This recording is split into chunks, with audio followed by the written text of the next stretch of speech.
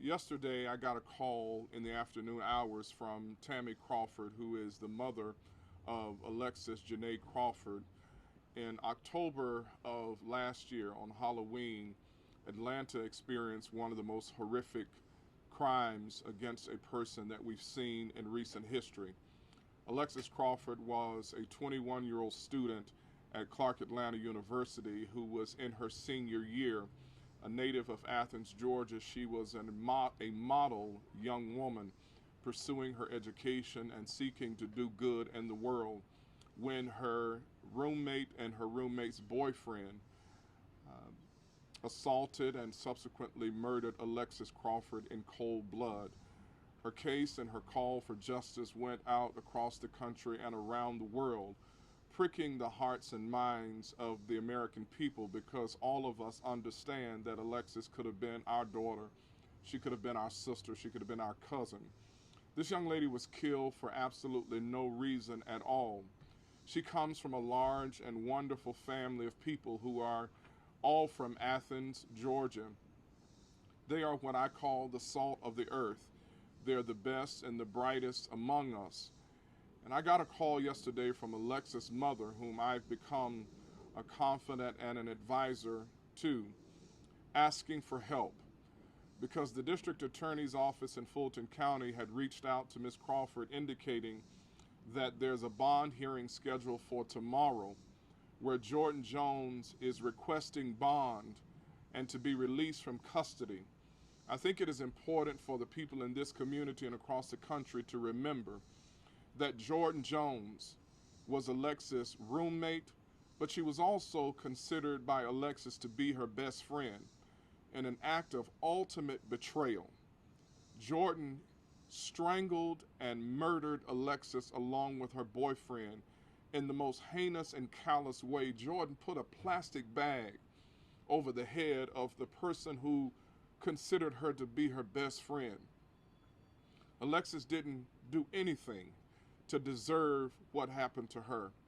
And to now hear that a judge in Fulton County might be considering a bond for Jordyn Jones, who not only killed Alexis in cold blood, but then lied to her parents. When her mother called Jordyn the day after Alexis disappeared, Jordyn told Alexis's mother, who had invited Jordyn into her home on many occasions, that she didn't know where Alexis was. And for now, that same Jordyn Jones to be seeking a bond to be released from custody after admitting to killing Alexis and dumping her body in the most cruel and callous thing, in the most cruel and callous way imaginable, in a public park. And Alexis' body remained there for days and days and days, so much so that I've never acknowledged this to the public. But when Alexis' body was found, it was so badly decomposed that very special techniques had to be employed in order to restore her face to a recognizable state so that her family could view her remains. Animals had eaten away at Alexis Crawford's limbs. And to now think that a judge could potentially grant a bond to Jordyn Jones for killing Alexis Crawford is just unimaginable and pours salt into those wounds. So today I call upon our friend, the district attorney in Fulton County, to fight aggressively to make sure that Jordyn Jones nor Baron Brantley are ever granted a bond and never see the light of day again.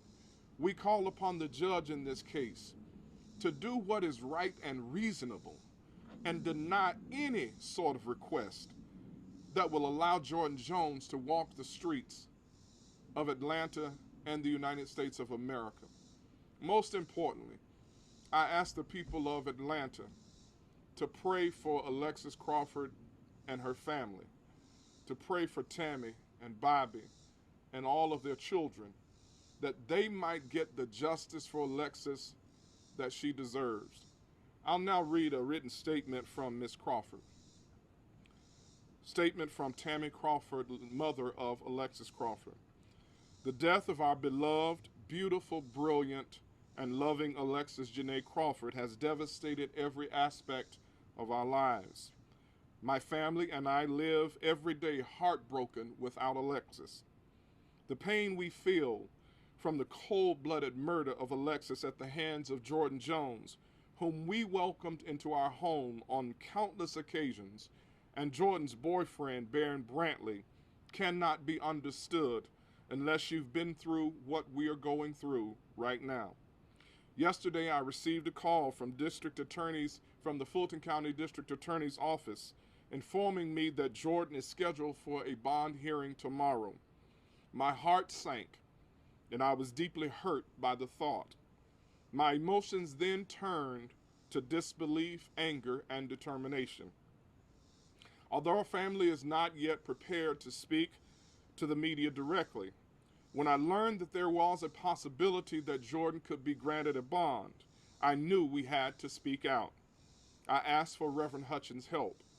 I cannot imagine a judge granting Jordyn the freedom to walk around until her trial, while Alexis will never get to walk around anywhere ever again. Granting Jordyn Jones bail would be a slap in the face to me and my family, and would essentially spit on Alexis' grave.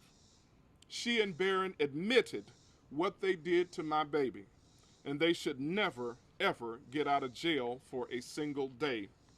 While there's nothing that will bring my daughter back, jail without bail for the murderers would give me and my family some peace and security while we await justice to be served. I ask the public to join my family and me in prayer, and that the judge will give us the peace, safety, and security that we deserve by denying any sort of bond for Jordyn Jones and Barron Brantley. Sincerely, Tammy Crawford. I'll take your questions now. 2 seconds. Hey, Deidre, do you want to ask some, or do you want me to? So, has Alexis's family had any type of conversations, any type of contact with Jordyn since this happened? In the days immediately following Alexis's disappearance, Jordyn had conversation with Alexis's mother and a number of her siblings. And during those conversations, while Alexis' body laid in a cold park, Jordyn repeatedly denied having any knowledge as to where Alexis was. Since her arrest, there's been no communication between the Crawford family and Alexis Crawford's family. What I will tell you is that one of the most tragic things that Ms. Crawford said to me yesterday is she said, Reverend, I have 2 other children that are in college in Atlanta. Alexandria is a student at Georgia State, and Tyrese is a student at Clark Atlanta. If they let Jordyn out of jail on bail, I'm going to have to bring my children home because I don't feel safe with them being in Atlanta while Jordyn is walking around. If she could do what she did to Alexis, she might harm my other children. There is just no way that our justice system should allow Jordyn Jones not only to ruin the lives of these family members, but now to disrupt the education of 2 additional Crawford children. There's just no measure of justice that would be served by Jordyn Jones walking the streets. Will the family attend the bond hearing? The family will attend the bond hearing via Zoom. Okay, all right. You read Alexis's mother's letter. How is the family holding up? You talked about some children who are still attending school through all this. This has been, Deidre, over the course of my career and the time that I've known you, I've stood with many families who've gone through tragedy. I've never seen such a close-knit family, and I've never experienced such a good, wonderful, and decent group of people. They hurt every single day. There's not a week that goes by that I don't have conversation and prayer with Alexis Crawford's mother. They're still very much devastated and continue to ask the question, how could something like this happen to a member of their family? And I think that's something that all of us should consider. There was nothing that Alexis did wrong. She was not in the wrong place. She was not doing the wrong thing. In fact, she was doing all the right things. She really could have been any one of our relatives. And for that reason, this case has devastated this family because, again, Alexis was doing everything right. She was everything that we want our young women to be. She was smart. She was determined. She was hardworking. She was beautiful. She was intelligent and articulate. And for her to lose her life and now a judge to be contemplating letting Alexis Crawford's killers out of jail is just unimaginable and should anger and frustrate every person in Fulton County and every person in this community and around the country. Any other questions? Yes, sir. Just in case I missed it, what exactly prompted this bond hearing? The defense attorneys for Jordyn Jones filed a motion and were granted a hearing, claiming that because Jordyn had never committed a crime, because she had, which was not true, she has been arrested for DUI previously, and because she comes from a good family, which in fact she does come from a good family. But that in no way absolves her of what she did to Alexis Crawford. This was, without a doubt in my mind, the most heinous act that I have seen in recent time perpetuated upon a young person. She was raped, she was sexually assaulted, she was murdered in her own apartment, and Jordyn went and got a plastic bag. As Jordyn's boyfriend was strangling Alexis, Jordyn went and got a plastic bag and put it over the head of her best friend, whose family had accepted Jordyn as her own.